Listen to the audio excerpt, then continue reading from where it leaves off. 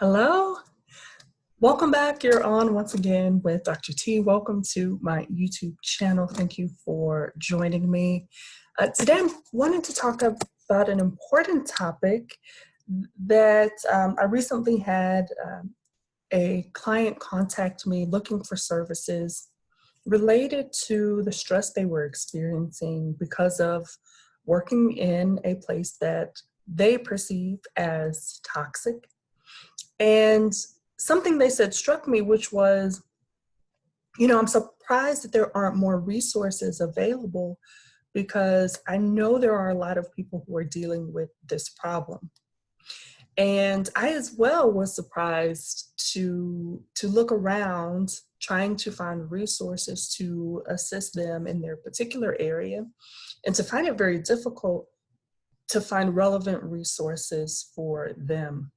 So this video today is about that topic of toxic workplaces because we know there's been more and more research lately coming out on the topic, and experts talking about the topic and how to address it. So I want to offer just a few tips to you if you are dealing with what you perceive to be a toxic workplace, so that you have at least a place to start from in dealing with and improving the workplace that you are in.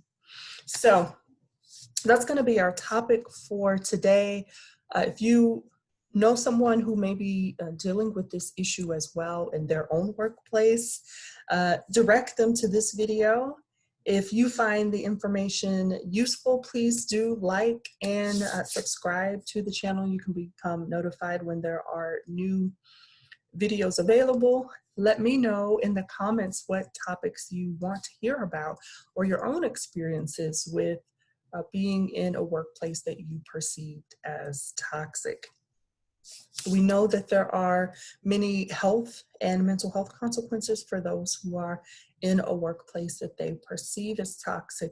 So it definitely is an issue that those of us in the mental health arena need to address, but also those in organizational development, those who are in human resource areas. There are many different pieces to the puzzle that could theoretically work together to begin to fix this problem at workplaces, across the country or even around the world, right? So let's start here. What are some of the main factors that actually impact workplace toxicity?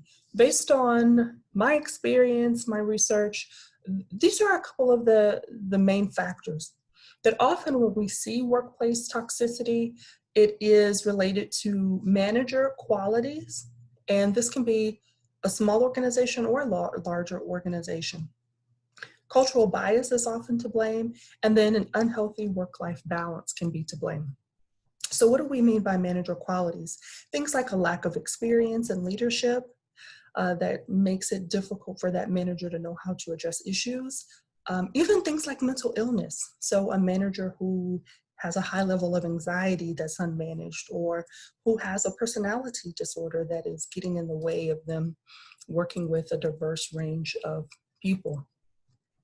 When it comes to cultural bias, the things that people often experience are various types of microaggressions, not feeling included in the workplace, inequitable treatment as far as pay or benefits in the workplace, practical benefits, not in just things like insurance.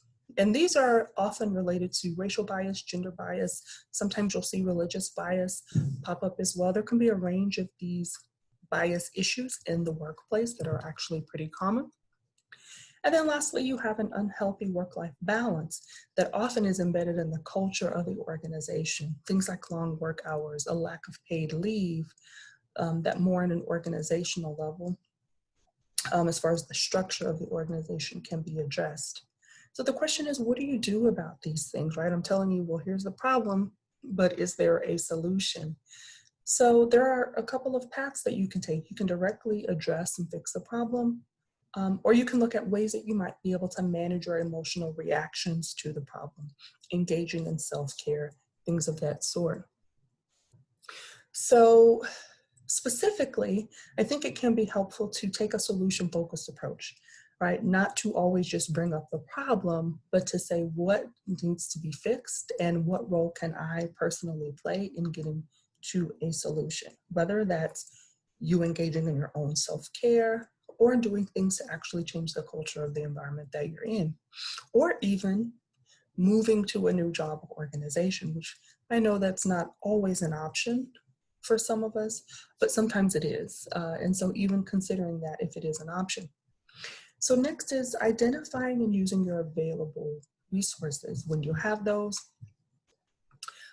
whether that's human resources, whether that's an employee resource group, whether that's are coworkers who agree with you and who can work on solutions to the problem.